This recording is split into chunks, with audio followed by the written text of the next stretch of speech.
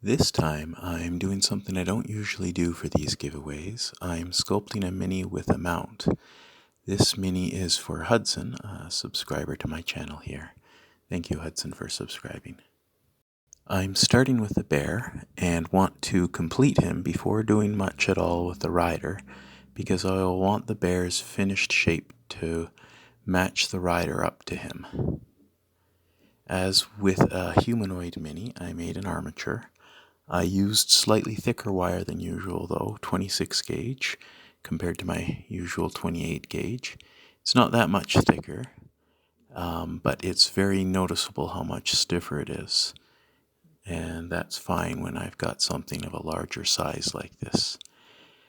I'm adding aluminum foil to bulk it up, and that saves me a bit of clay and makes it easier to bake properly as well. The thicker the clay, the longer you have to bake it for. Because of the bulk from the foil underneath, I don't need to add a very thick layer of clay. The main challenge during this step is to make sure the foil stays in place underneath the clay. If there are any spots where the foil wants to spring back out, where its folds aren't quite staying in place, then there's a risk of that spot popping back out after I've applied some clay, leaving a gap or a cut in the surface. So there are a few spots with this sculpt, particularly around the legs, where I had to use one of my sculpting tools to really push that foil back in nice and tight. After adding this layer, I'd normally like to bake it hard before moving on to the outer layers of this mini. In this case, the next layer will be armor plates for this war bear, but this time I'm going to leave the base layer of clay soft while I add the armor. While this makes the armor stick a little better, that's not really a big deal because I can use varnish or lacquer to stick it on, kind of like glue. The main reason I'm leaving the base layer soft is that after I've finished adding the armor and straps and little details to that, I then want to go back to the exposed base layer and add some texture to make it look more like fur. That will make handling the figure extra tricky because I don't want to squish or deform any details that I've done so far, so I'll have to be extra careful to mainly just hold it by the base, the only part that's been hardened so far. So here he is without any texture, but before texturing him, I'm going to add his armor. Some people have little pasta machines that they use to flatten out the clay into nice thin even sheets before cutting out flat shapes for stuff like this. That is something on my wish list though. For now, I am flattening the clay out by hand, just squishing it between my fingers.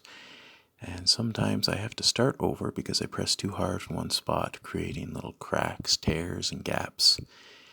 It's easy enough to give him some simple overlapping plates. I just make sure to cut the plates first and to measure them up against each other. With the clay still so soft on the body, the plates will stick on rather easily. But that's not absolutely necessary. That could be done with lacquer. Again, the main reason I'm leaving the base soft is to texture in the fur later on.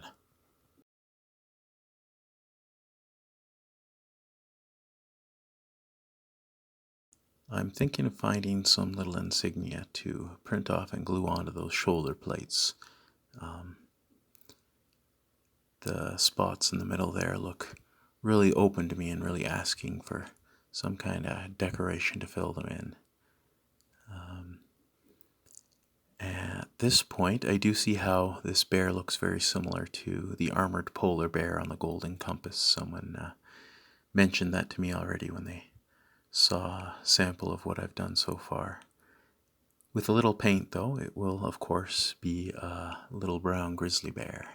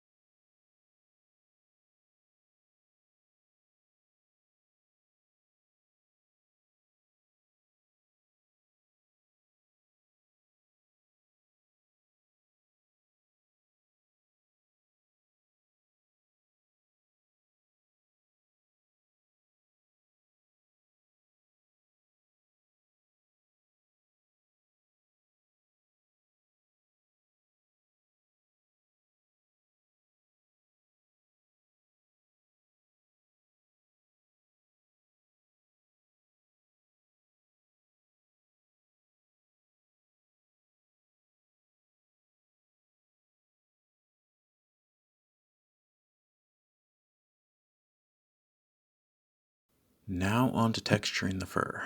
Well, I've never really sculpted fur before. I've done some animals, but I never really put in texture to them. So I'm just guessing at this point, just making it up as I go. So I wanted to give the fur direction, make it look like it's going in a certain direction. To do that, I'm slicing down along that direction, making little V shapes, pointing the way that I want the fur to look like it's laid out. At one point as I'm going here, my knife slips a little bit, and that kind of lifts up the ends of the fur at the bottom of that V, and I really liked how it looked, so I started doing that a little bit more on purpose everywhere as I go. I have to redo a few spots, holding it by the base only so as not to squish any of the spots I've already done. Is a lot easier said than done. I hope you're enjoying this video as well as the others I've made so far, and I hope if you haven't already that you'll throw a little easy and free support my way. Like and subscribe. With enough support, this can become a long-term project for me and something I can work on more frequently, and more of you, my viewers, will end up with one of your own characters sculpted into a mini like this.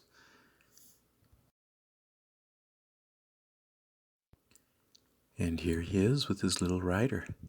Now that I've got the bear all shaped out, I can begin making the half-orc who'll be riding him.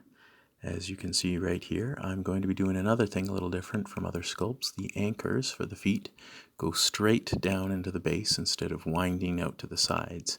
This will give the player the option to have his character mounted or on foot.